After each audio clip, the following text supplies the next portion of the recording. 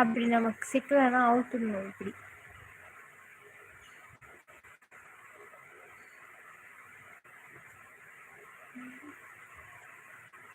நான் எந்த லைன்ல போறேன், நீ எங்க ஃபோக்கஸ் பண்ணி பார்த்துக்கிட்டு இருக்க? நான்சென்ஸ். இன்னும் நம்மளால யாருமே வரல. நினைச்சோட கமெண்ட் பண்ணுங்க. ஒரு வாட்டி நான் லைவ் போடும்போது 35 பீப்புள் சொன்னாங்க.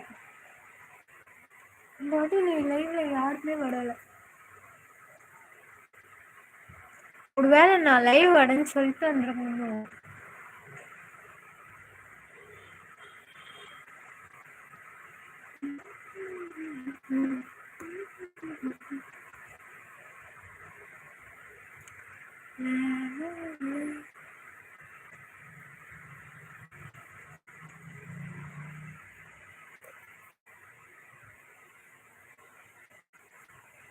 ஃபைவ் மினிட்ஸ்ல எதான்ப்பா போடுறேன்.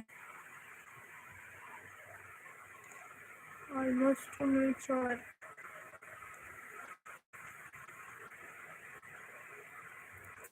அந்த ப்ளவுஸ் வந்து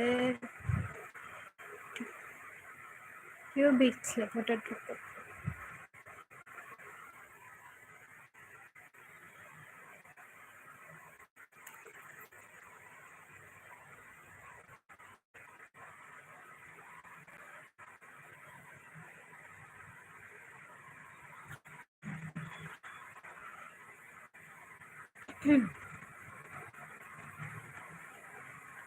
இப்போ வந்து நாம் வந்து உள்ள டேர்ன் பண்ணி லைட்டாக லெஃப்ட் அண்ட் ரைட் டேர்ன் பண்ணி இப்படி எடுக்கும்போது நமக்கு கரெக்டாக வந்துடும்.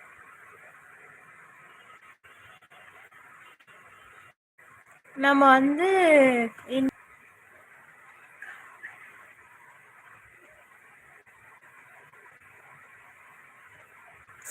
ஐயோ நம்ம வந்து இதுக்குதான் ரொம்ப கேர்ஃபுல்லாக இருக்கணும். நம்ம த்ரெட்டு வந்து என்றைக்குமே வந்து நம்ம மடியில் வச்சுக்கிட்டா அது ரொம்ப இதுவாக இருக்கும். ஏன்னா வந்து நம்ம அடியில் ஒர்க் பண்ணும்போது வந்து நம்ம இழுத்துருவோம்.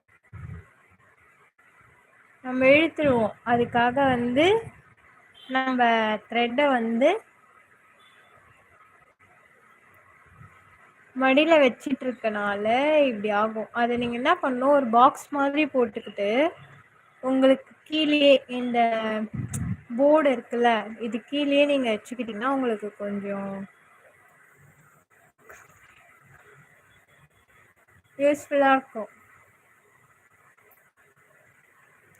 அதே இல்லாமல் நம்ம வந்து ஒரு பீட்ஸும் தனித்தனியாக நம்ம போடுறதுனால என்ன ஆகும்னா பீட்ஸ் வந்து ரொம்ப ஸ்ட்ராங்காக இருக்கும் நமக்கு.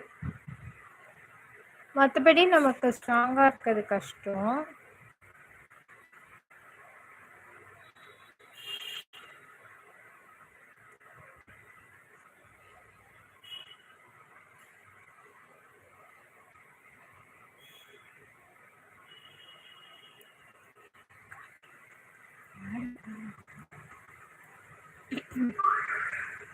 இது வந்து நான் என் கையை வச்சு அப்படியே இழுத்துட்டேன். ஸோ வந்து போட்ட பாதி அப்படியே வந்துடுச்சு.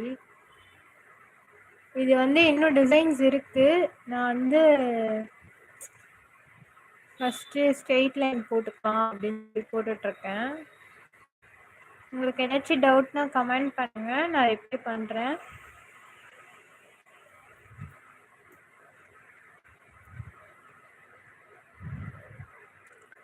நான் வந்து இந்த ப்ளவுஸ் முடிச்சோடனே ஃபுல் வீடியோ உங்களுக்கு ஷேர் பண்ணுறேன் யூடியூப் சேனலில்.